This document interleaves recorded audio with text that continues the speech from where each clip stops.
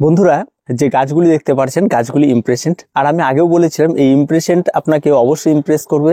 আর গাছে কিন্তু এখন ফুল ফোটা শুরু হয়েছে, তবে ফুল ফোটা কিন্তু এখনো কিন্তু মানে 1% সবে শুরু, প্রচুর পরিমাণে ফুল হবে, সবে সাইড দিয়ে ফুটতে শুরু করেছে। আর মাঝখান দিয়ে এবং পুরো জায়গাটা দিয়ে একদম পুরো ভরে যাবে।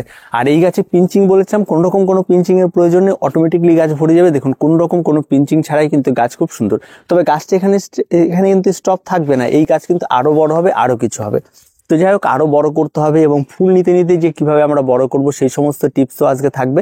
এবং তার সঙ্গে সঙ্গে এই সময় গাছকে আমরা কেমন কি রোদে রাখবো এবং কোথায় রাখবো, কি সমস্ত বিষয় নিয়ে আলোচনা।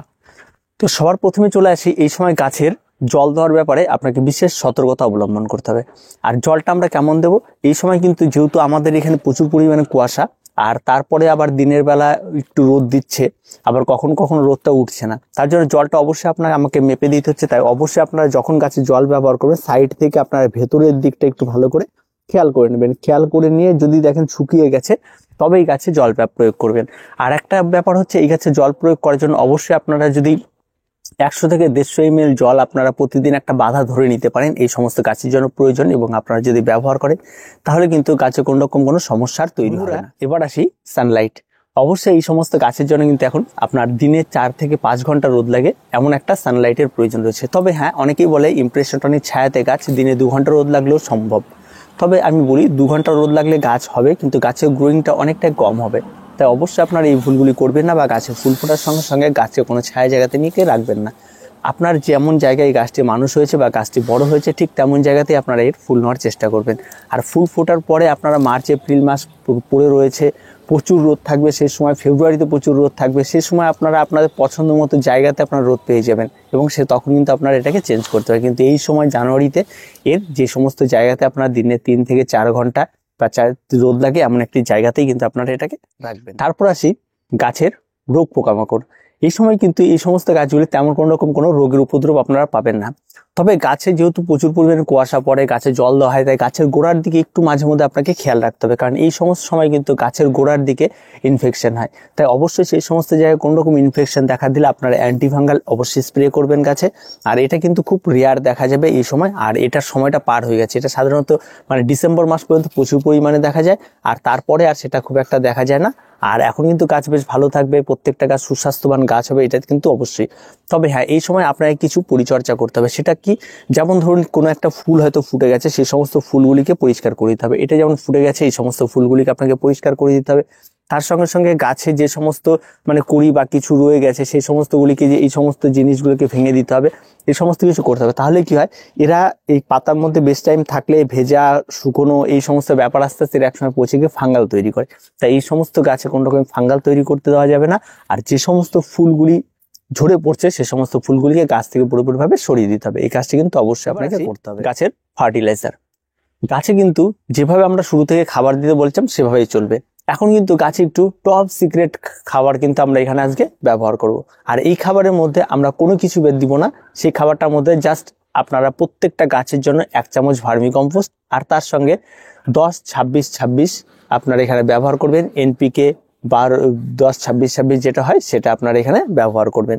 ঠিক আছে, এই ব্যবহারের পরিমাণটা কত রয়েছে, 1 চামচ এনপিকে থেকে 4 থেকে 5 দানা 10-26-26, এটা আপনারা মিশিয়ে নিয়ে দুটো মিলে আপনারা এই গাছে এখন ব্যবহার করবেন। আর এটা আপনারা ব্যবহার করবেন প্রতি 20 থেকে 21 দিন অন্তর, এটা কন্টিনিউ চলবে। গাছ যতদিন বেঁচে থাকবে ততদিন কিন্তু আপনাদের এই খাবারটি ব্যবহার করে যেতে হবে।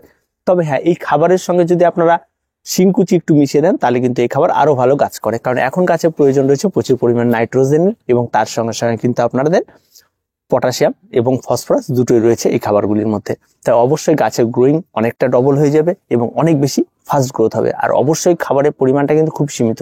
গাছের খাবার কিন্তু অল্প পরিমাণ খাবার বারবার দেওয়া সবচেয়ে উপযোগী, তাই একেবারে বেশি পরিমাণ খাবার কিন্তু আপনারা ব্যবহার করবেন না।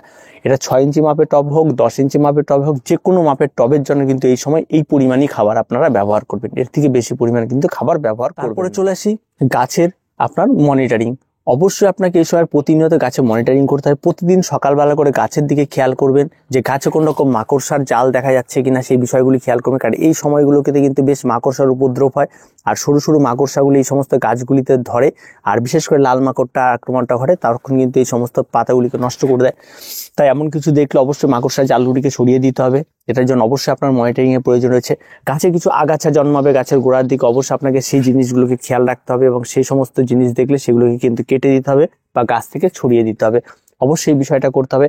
আরেকটি বিষয় রয়েছে, এই সময় কিন্তু গাছে নিড়ানি দেওয়ার ব্যাপারটা কিন্তু খুবই সাবধান। এখন কিন্তু গাছে কোনো রকমের নিড়ানি দেওয়া যাবে না বা গাছের মাটি আগলা করা এই সমস্ত ব্যাপারগুলো কিন্তু করতে যাবেন না। এই সমস্ত কিছু করতে গেলে কিন্তু গাছের ডাল ভেঙে যেতে পারে, তাই অবশ্যই এই ব্যাপারটি থেকে কিন্তু অবশ্যই আপনাকে দূরে থাকতে হবে। এটা কোনো রকমের করতে যাবেন না।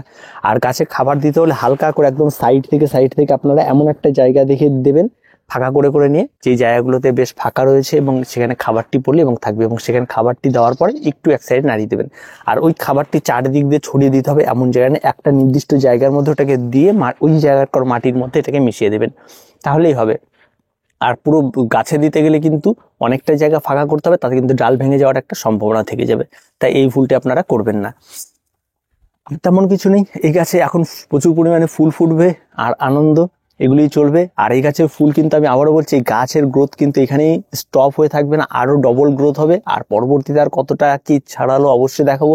আর আপনারা আপনাদের গাছগুলিতে কিন্তু এখন করে যে খাবারটি বললাম অবশ্যই আপনারা ব্যবহার করে ফেলুন, 21 দিন পর চালিয়ে যান, দেখবেন গাছে কিন্তু ফুলের অভাব হবে না আর গাছের গ্রোথের শেষ নেই, গাছ কন্টিনিউ বাড়তেই থাকবে আর মানে অবাক করা গ্রোথ হবে। তো আর তেমন কোনো কিছু নেই, আজকে এই পর্যন্তই, দেখা হবে আবার পরের ভিডিওতে। প্রত্যেকে ভালো থাকবেন, প্রত্যেকে সুস্থ থাকবেন।